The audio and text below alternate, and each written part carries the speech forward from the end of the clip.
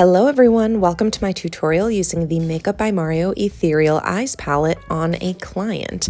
I love this palette and I hope you enjoy the video, and as per usual, the products and brushes I use will be listed in the description of this video.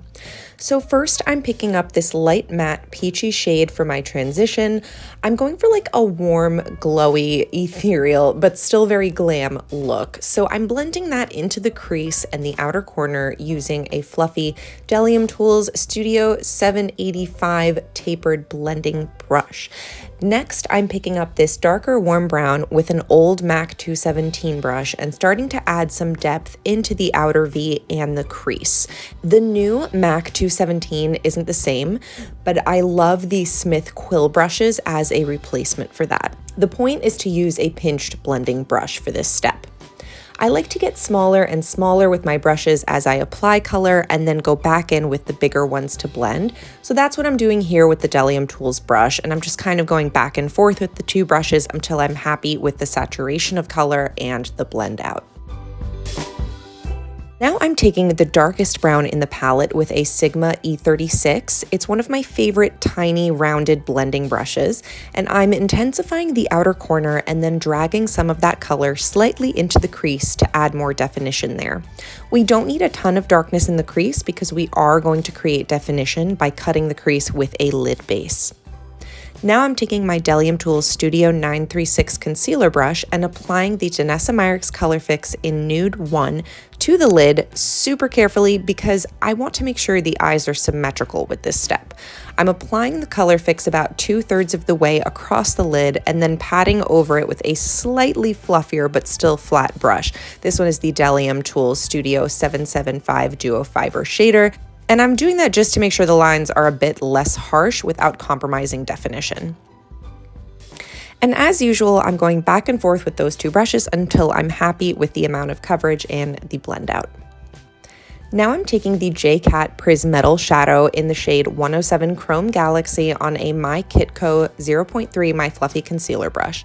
This shade is like a warm, rosy, coppery shade. I apologize that this part was blurry, but here's a shot of my client with the eyeshadow on.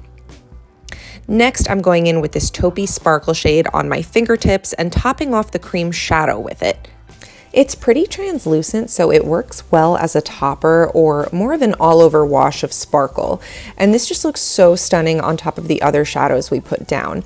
I'm concentrating it mainly on the lid, but because it's translucent, I'm also taking it up to the brow bone just a bit. I don't love a super frosty brow bone highlight, but I do like a translucent sparkle there.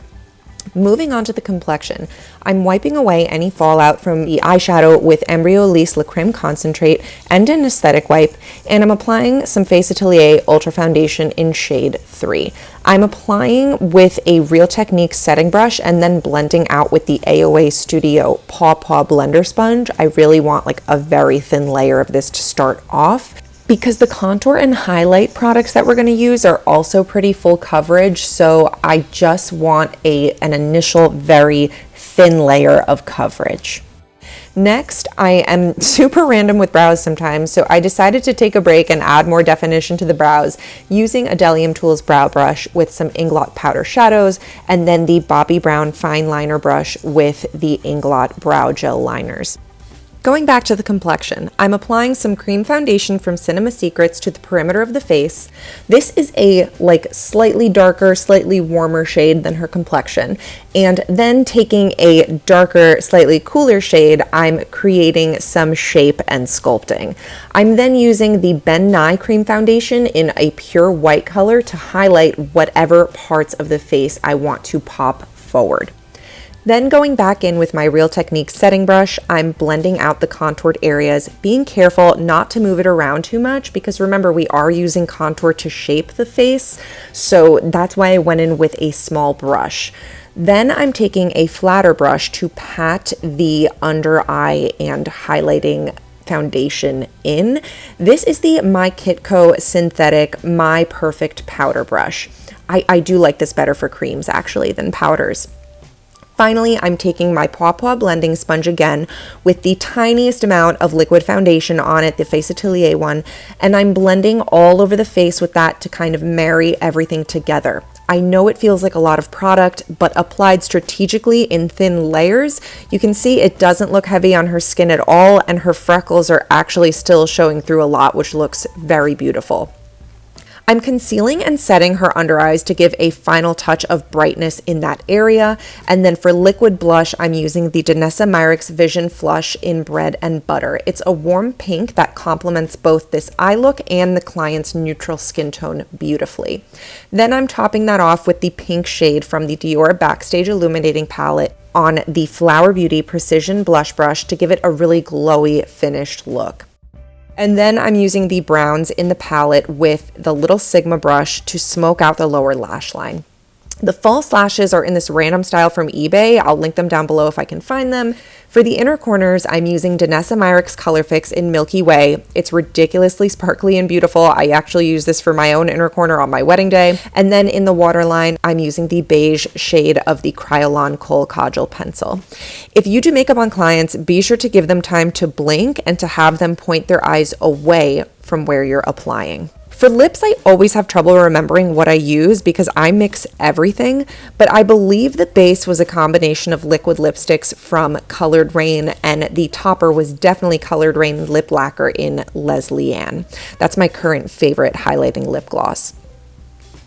Finishing off with this amazing illuminating setting spray from Yes Style. It's a total hidden gem, so I will link that down below for you with my discount code.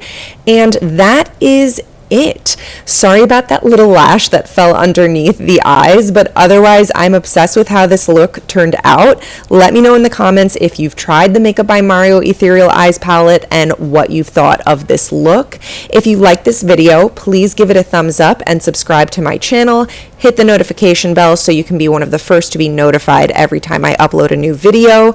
And otherwise, I hope to see you in the next one. Thank you so much for watching. Bye.